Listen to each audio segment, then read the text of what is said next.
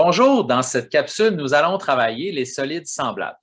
Deux solides sont semblables si un est l'agrandissement ou la réduction de l'autre. On va avoir exactement le même solide en plus gros ou en plus petit. Regardons la définition des solides semblables qui se trouve au milieu de l'écran. Deux solides sont semblables si les mesures de tous leurs côtés homologues sont proportionnelles et que leurs angles homologues sont congrus. Qu'est-ce que ça veut dire? Ça veut dire que ce n'est pas parce que vous avez deux prismes à base carrée qui sont nécessairement semblables, parce qu'il y en a un qui est plus gros puis il y en a un qui est plus petit. Il faut que si la hauteur est 3 fois plus longue dans un que dans l'autre, ben, il faut aussi que tous les autres côtés soient 3 fois plus longs dans un que dans l'autre. Il faut que les côtés soient proportionnels, c'est ce que la définition dit. Pour ce qui est des angles homologues qui sont congrus, bien, ça veut dire que si, par exemple, deux arêtes du premier solide étaient perpendiculaires, si vous aviez un rectangle, par exemple, donc des côtés qui forment un angle droit, bien, il faut que dans le nouveau, le solide semblable, il faut qu'il y ait encore un angle droit au même endroit. C'est le concept d'homologue. C'est une association entre le premier et le deuxième.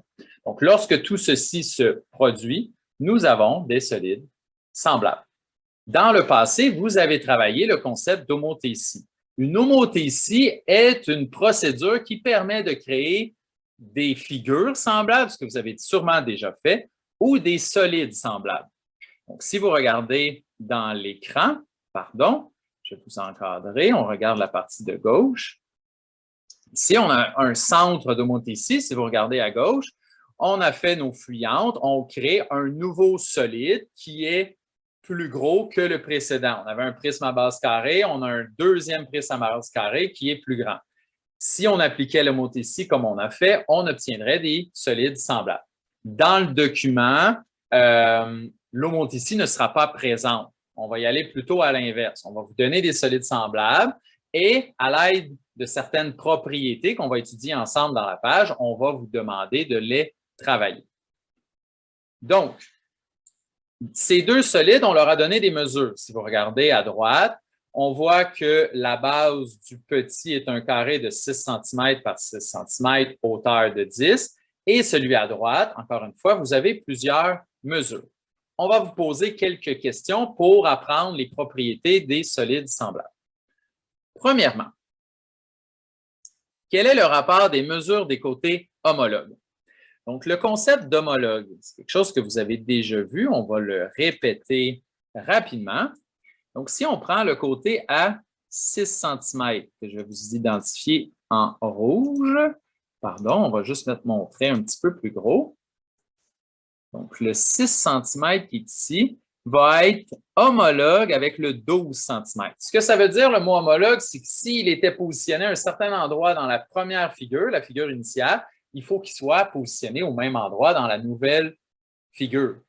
Par exemple, je ne pourrais pas comparer le 6 cm avec la hauteur. On ne compare pas les mêmes choses avec les mêmes choses. Si je voulais comparer la hauteur, le 10 cm ici, bien, il serait homologue avec la hauteur du nouveau solide. Donc, c'est ça le concept d'homologue. Donc, je reviens à ma question. Quel est le rapport des mesures des côtés homologues? Bien, on veut savoir dans le nouveau solide, quel est le rapport? Donc, combien de fois est-ce que les côtés sont plus longs ou grands, peu importe comment vous le voyez, par rapport à la figure initiale. Donc, on doit comparer les deux. Donc, dans la nouvelle, on est à 12 cm pour la mesure d'un des côtés. Donc, on va comparer avec la première, 12 divisé par 6. Je compare deux mesures de côté. Mesure du côté du grand, mesure du côté du petit. 12 divisé par 6 me donne des côtés qui mesurent le double. Si on fait la même chose avec la hauteur et que les solides sont semblables, ce qu'on nous a déjà dit dans l'énoncé, on va encore une fois obtenir le double parce qu'il faut que les côtés soient proportionnels. C'est une des propriétés. Donc, pour les hauteurs, on va faire 20 cm pour la hauteur du grand prisme. On divise par 10. J'obtiens encore une fois un côté qui est 2 fois plus grand.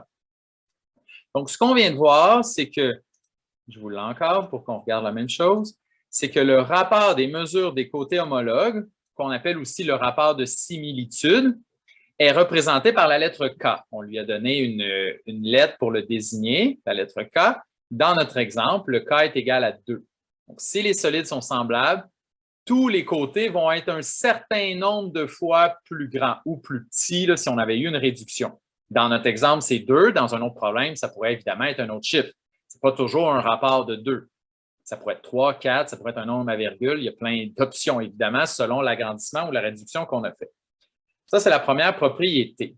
Les côtés ont un certain nombre de fois plus grand. Vous remarquerez également qu'un rapport n'a pas d'unité de mesure. On cherche une proportion, un nombre de fois que quelque chose est plus grand. Donc, on ne dira pas 2 cm fois plus grand. On va juste dire 2 fois plus grand parce qu'on pourrait être en décimètres, en mètres, ça ne change absolument rien. C'est un nombre de fois, le rapport n'aura jamais d'unité de mesure. Maintenant qu'on a compris ce qui se passe avec le rapport des mesures des côtés homologues ou le rapport de similitude, on va regarder ce qui va se passer avec le rapport des aires. Si les côtés sont 2 fois plus grands, est-ce que l'aire va également être 2 fois plus grande? Pour répondre à cette question, on a juste à trouver l'aire d'une section du premier solide, l'aire d'une section homologue dans le deuxième, et les comparer, faire le rapport, puis on va regarder ce qui va se passer. Donc, pour l'aire de la base du grand, c'est un carré, on va faire 12 fois 12. Si on veut faire l'aire de la base du petit, parce qu'on va comparer une surface homologue, cette fois-ci, je vais faire 6 fois 6.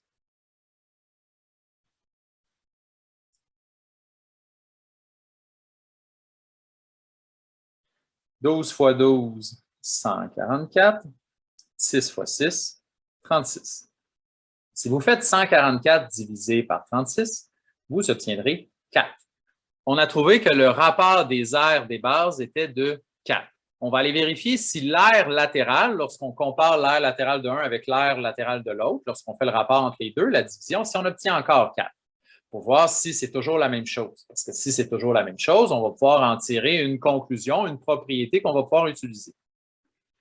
Donc, pour l'aire latérale du grand, on a 12 par 12 pour la base, donc le périmètre, parce qu'on sait que la formule, c'est périmètre de la base fois hauteur. Pour le périmètre, on va faire 12 fois 4, une hauteur de 20. Mon aire latérale sera obtenu en faisant 20 fois 12 fois 4. Si on fait ce calcul, 20 fois 12 fois 4, on obtient une aire latérale de 960. Pour l'aire latérale du petit, cette fois-ci, le périmètre de la base, je vais faire 6 fois 4 et j'ai une hauteur à 10. Vous remarquerez que les données sont déjà dans mon calcul. 10 fois 6 fois 4 me donne 240. Maintenant, bon, c'était le plan. Je voulais faire le rapport entre les deux. 960 divisé en 240 donne encore une fois 4.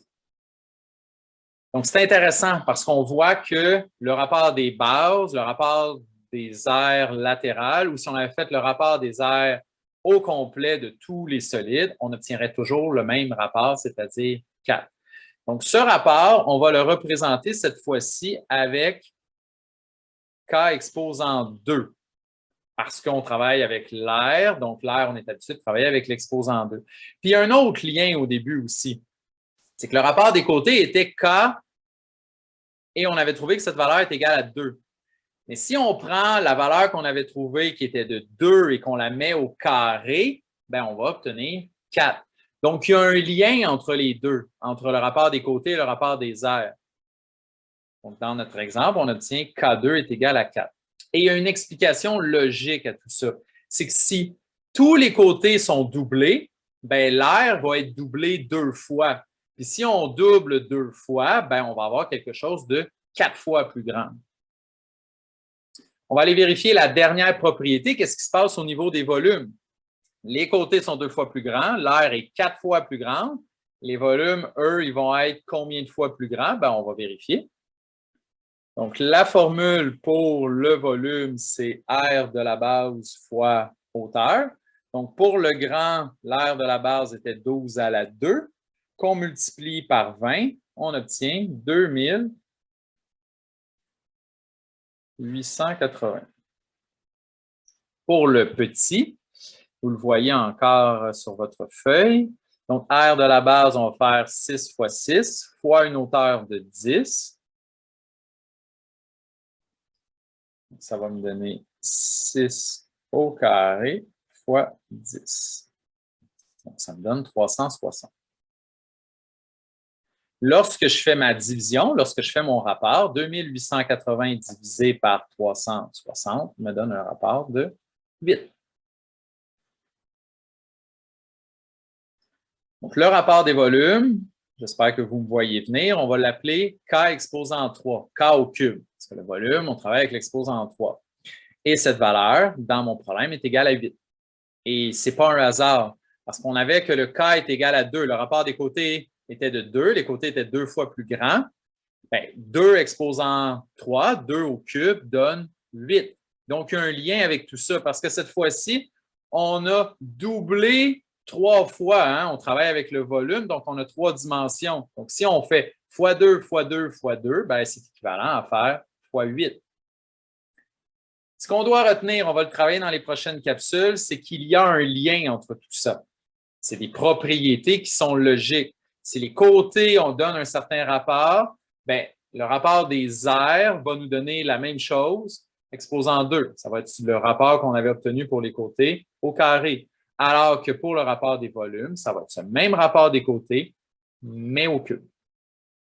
Donc, voici les propriétés. On va maintenant les approfondir dans les prochaines capsules. Merci.